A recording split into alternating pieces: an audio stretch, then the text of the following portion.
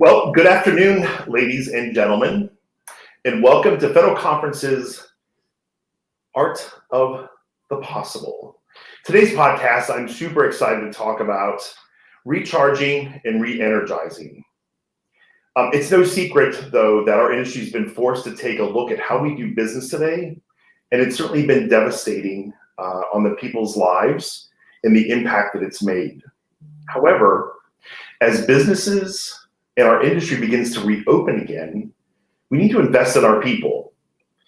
And one of the most important things we can do is to re-energize and refocus them.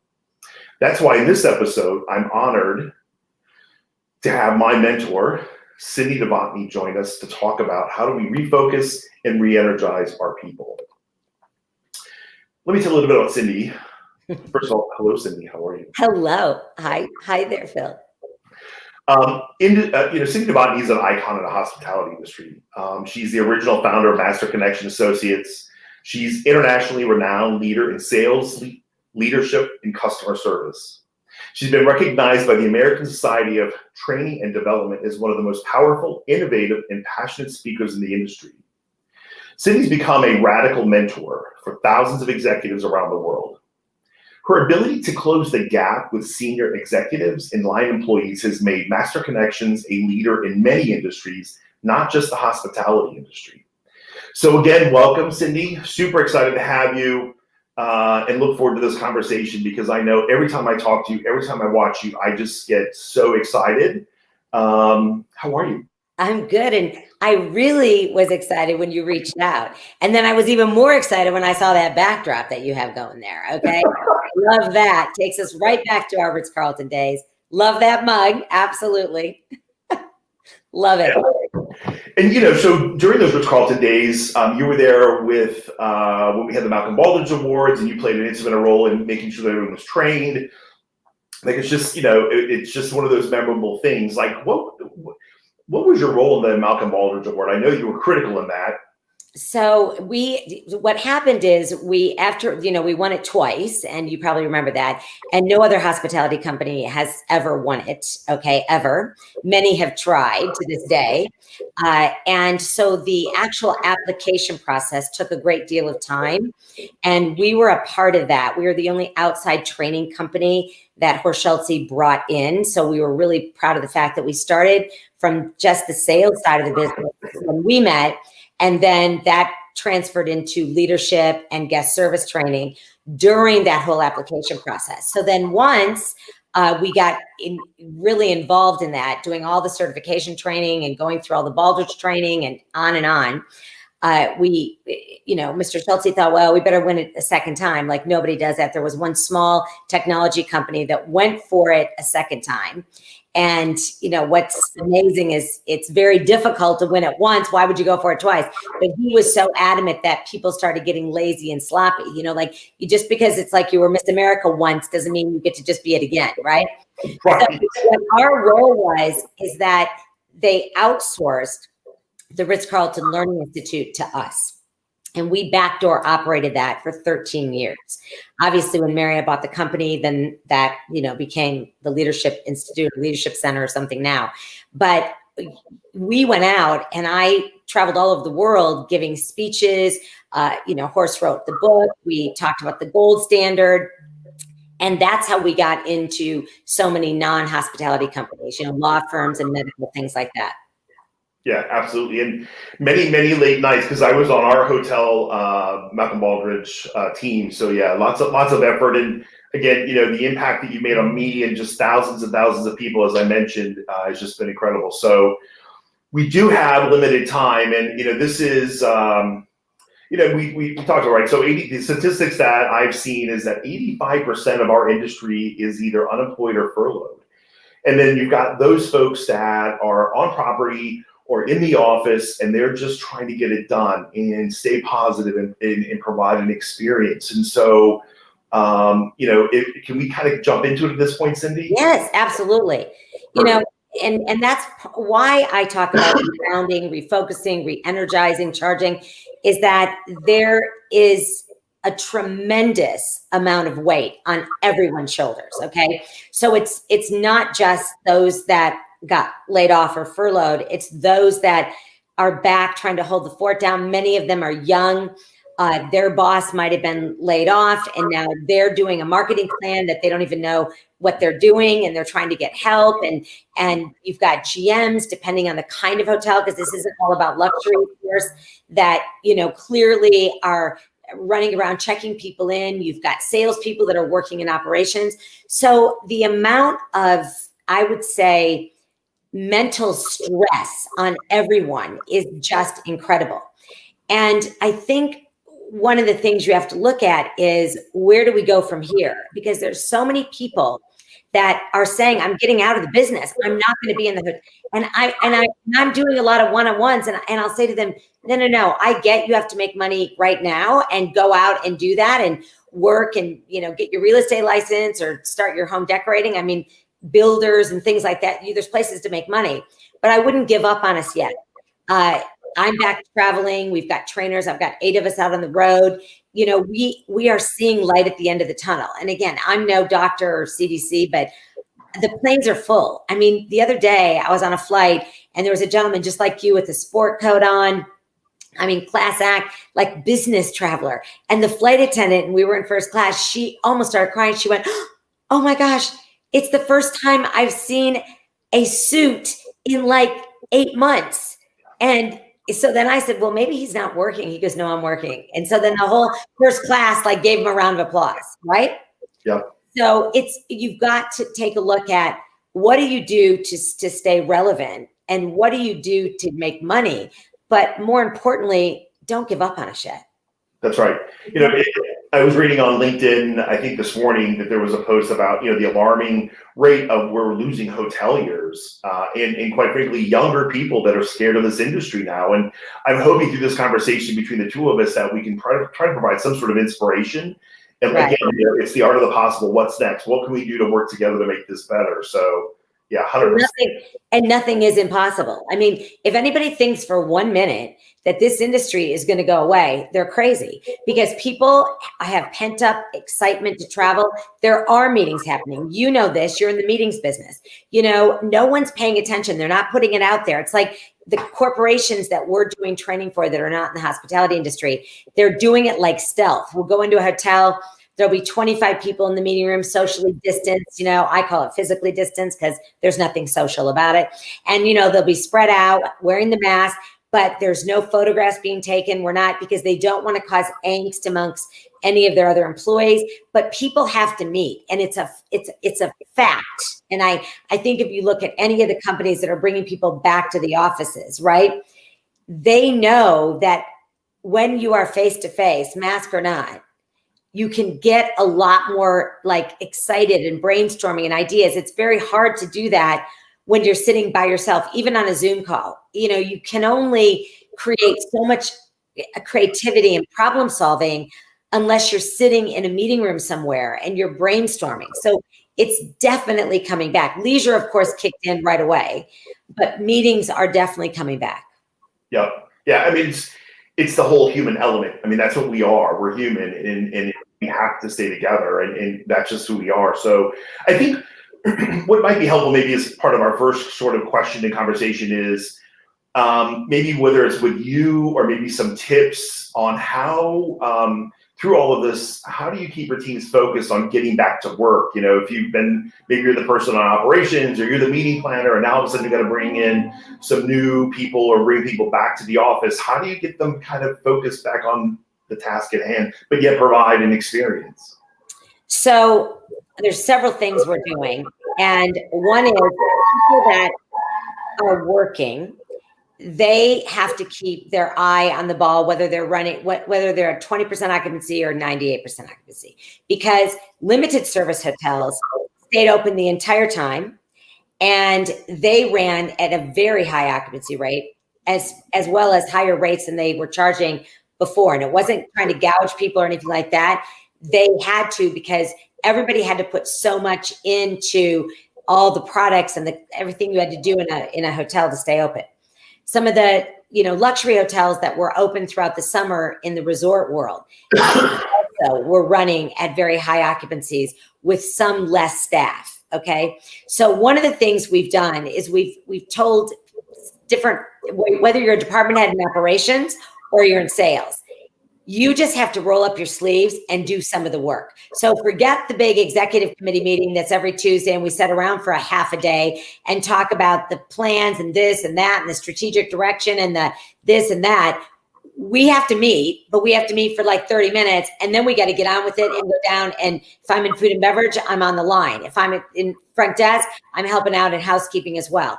And so we really did try to give some leadership skills on how to get involved and how to make this all work. Now, sales, depending on the kind of hotel, a lot of salespeople are working from home because of the distancing and all of that.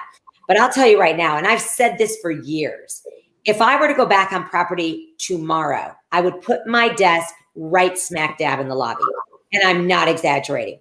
I've always thought— I know you're not. Trust me, I know you're not exaggerating. I've always thought it's ridiculous how we are all put like hidden away and, oh, there's a site visit. Oh, there's a walk-in. Oh, this is happening. I'm like, I'd be down there like I'm selling timeshare. You know what I mean? Like, hi, welcome. Now, I might be on calls and I'll miss some people.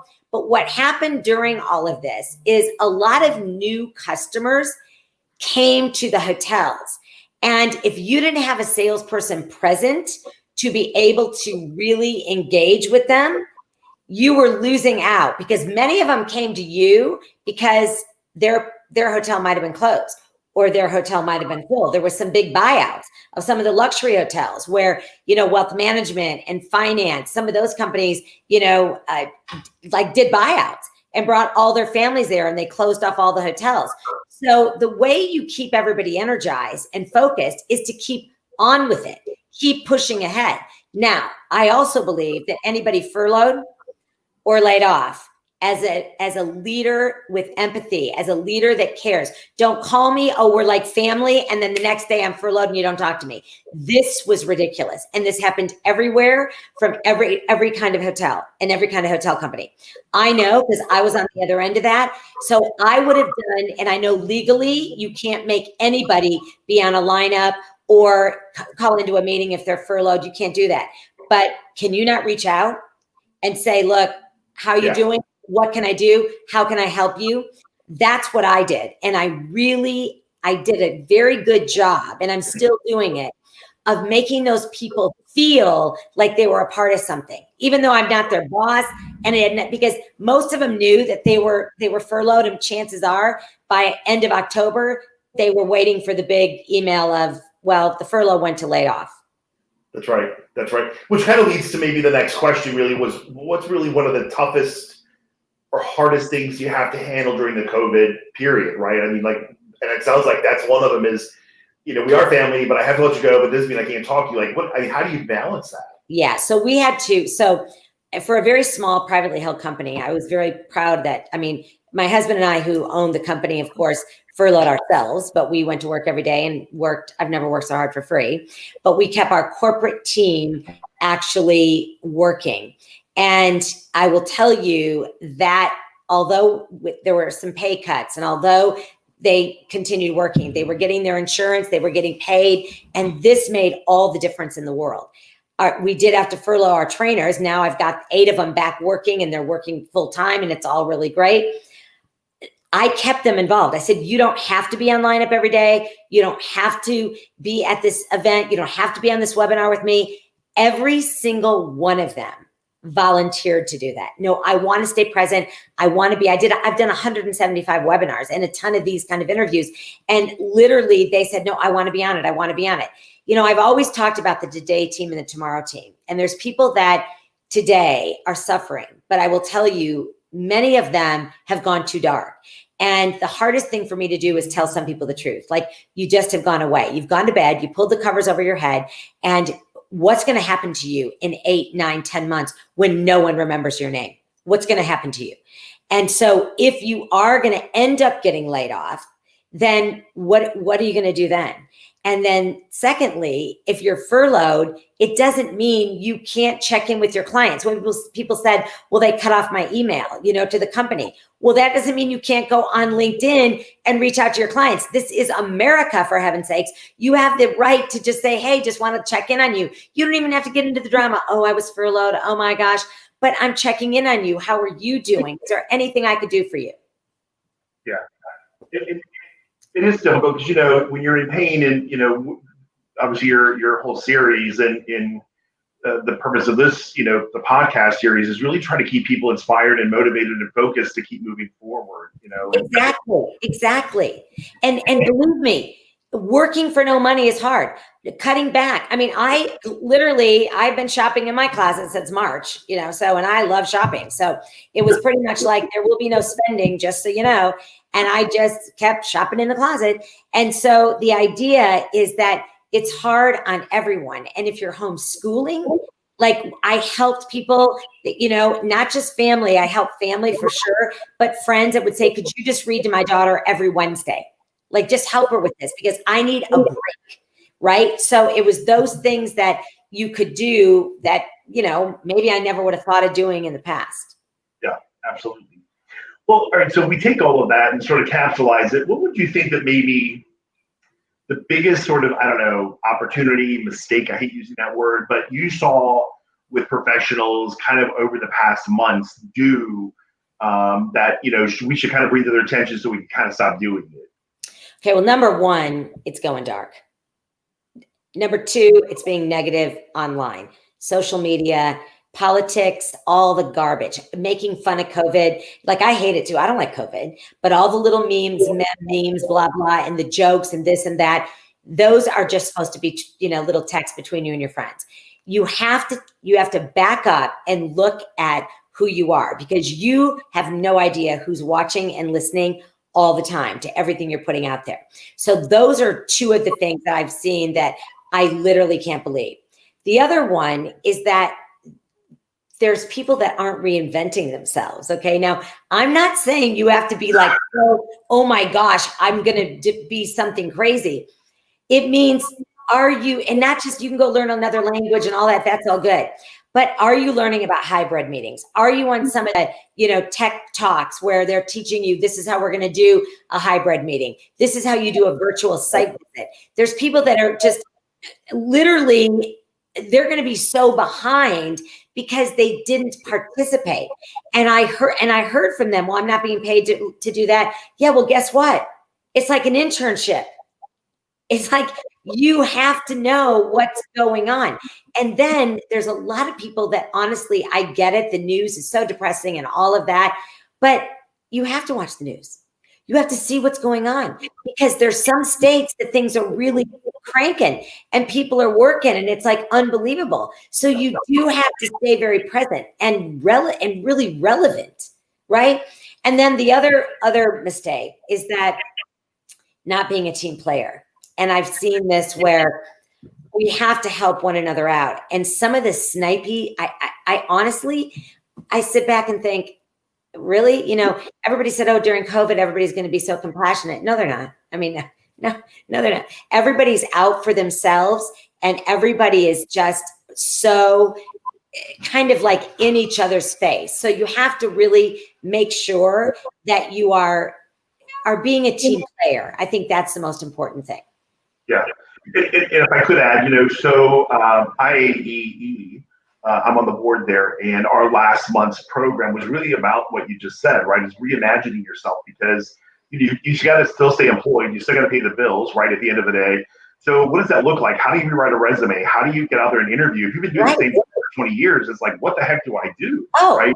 We have people, on our team. Mary Hannah on my team is helping people write resumes. We're helping them with their LinkedIn profiles, because you have to add to this. You have to, some people haven't updated their resume because they were in a VP position for the last 25 years in a major hotel company, and it was all set. And all of a sudden it's like, right there, and literally, and I was shocked at some people and their lack of like LinkedIn profiles. Like, because you know why? They didn't need it, because they were making hay while the sun was shining. And so this is a wake-up call to everybody that I've always said, the moment you start just kind of sleepwalking, or the farther away you get from the customer or guest, the scarier it is. Because I've never wanted to be in that corporate ivory tower so far away from the nuts and bolts of what's going on that you lose real perspective of what's happening. Because that's when you can be put out to pasture in 5 minutes and it doesn't matter, because no one's going to miss you. That's right. And look, you used to tell me this is either, if you're not serving the customer, you better be serving someone that is serving the customer. Exactly. Which is, and I love when people say, oh, well, I work in accounting, I don't have a guest. Oh, really? No, you have a customer to the sales department who needs you to get that return bill back and get it handled now. And this is the mentality of some people. And then they wonder why when all things happen. Now, there's been some great people that were close to the customer and phenomenal and did have good LinkedIn profiles, but had that job for a long time. We're kind of in the twilight of their career, if you know what I mean. And those people, that's a little more difficult. And so helping them has been a true blessing for me, because because they're people I've known forever, and that we go way back. Like you and I go way back, and when you think about how we all started and how young we were and how exciting, and these are some of those same people, and you know who they are too, Phil, and you're like, whatever you need, right? Yeah, absolutely. And, one of my friends posted a comment, Donna, it's true. You got to keep adding to the toolbox, right? You've got to always stay relevant. Yes, absolutely. And you've experienced this, right? So you're a director of sales, and all of a sudden you're so far removed, you don't even know how to use the sales tools. Yeah, right? You can't even use Delphone. Yeah, that's right. Or Salesforce, as we call it now. Right. So I think, maybe in closing, and this is a message I think that just goes out to any and everybody, whether you're with Bank of America or you're a individual entrepreneur, is how do we get people back to traveling and to going to meetings? I think you had mentioned, offline and backstage, that you are traveling and you told that story, and it's just so phenomenal. And I just did a great trip, and I try to post things, but like, what can we do, Cindy? Like, how do we help this movie? Well, first of all, travel inspires travel. Meetings inspire. We're hospitality people. I'm really very challenged and by the meetings event world that is not getting people back to shows, and they could do 50 people and then they could do the rest virtual. The fact that everybody just said no, everything got canceled really did. I was at like two minds of, this is not right. Okay. We sell travel, we sell training, I sell training, but we sell meetings, we sell leisure, we sell sales meetings, conferences, audio, visual, tech, we can't do this. So we need to get all the people back, to get them back out there doing events. Secondly, like United just put out there, and I think Lufthansa is the other one, they are going to be doing testing, and I get rapid testing isn't always 100%, definite, but it gives people a sense of security in their mind. So they've started it now with Hawaii, so you can get tested right at the airport before you get on your flight. I've been tested like 5 times. So it's like, I'm so used to being tested because of the different places we're working on the road and we're flying all the time. And it gives people confidence and a sense of, I feel better. I think the other thing is those of us out there traveling, and I'm not making up any story. So it's not like I'm faking it that everything's great. Now, I did a whole, something on my Instagram where I said, I've been packing my lunch on the flights, and I actually like it, quite frankly. And I don't think I'll ever go back. I mean, I never, even in first class, the meals weren't like, oh, big deal. I'm over the snack boxes, right? So there's things that you just have to share. The planes are cleaner than they've ever been. I think that we're overdoing on the wiping and the Clorox and the smell, but whatever. I don't mind that, but there's been no negative experience I've had once. And I've traveled all over the place. I'm fortunate, knock on wood. I'll just give a little knock. I haven't gotten sick, and my people on my team, we're doing well on being on the road. And I think you have to talk about that. If you're in this industry, stop saying you're afraid to fly. There's travel advisors, travel agencies that the agent says, I'm afraid. I don't know if I'll ever fly again. I'm like, you sell travel, for heaven's sakes. Don't say that out loud. Right? Yep. Absolutely. Absolutely. And whether it's business or personal, Right. if you're posted, what I really, I guess, that gives me optimism and hope is that we're beginning to see that, right? So on LinkedIn, I see where people are posting images of their travel, and I'm like, hey, that's what we need to do. Totally. And positive. And it's all positive. Like when people, I mean, the flight attendants, I feel, are doing a great job behind those masks, trying to like engage and smile with their eyes, and they're trying their best. And so all we have to do is show that, by the way, I mean, you know, as I've told a lot of people, I spend a lot of time in Asia, and I've been in China through H1N1, SARS, bird flu. You know, I was in Rio with the Olympics when it was all about Zika virus. I mean, there's a picture of me in front of the Zika banner. They had a Zika virus at the airport, you know, make sure you watch out for this.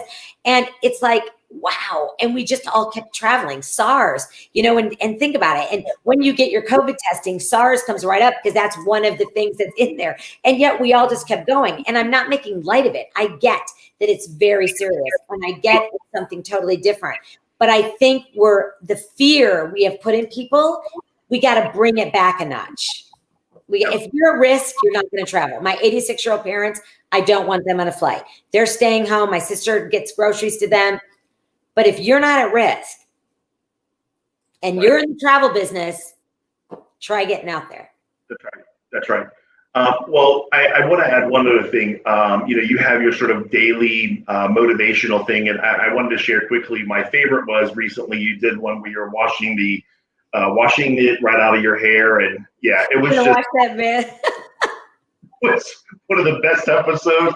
And the other part was like you got a great tour of your closet where you shop, and it was just fantastic. So if you don't follow Cindy, I hope that you'll take a moment and follow her, because you know, and again, it's just motivation. Whether you're looking for a job or you're currently employed, you got to look to someone, right? And for the past long period of time, about 70 years, you've certainly been a light of inspiration for myself, and I think for thousands of other people. So thank you for coming on today. I greatly appreciate it, Cindy. Any closing words for you? No, I mean, I appreciate what you're doing, and the art of, you know, the possibility, I think, is great, because think about it.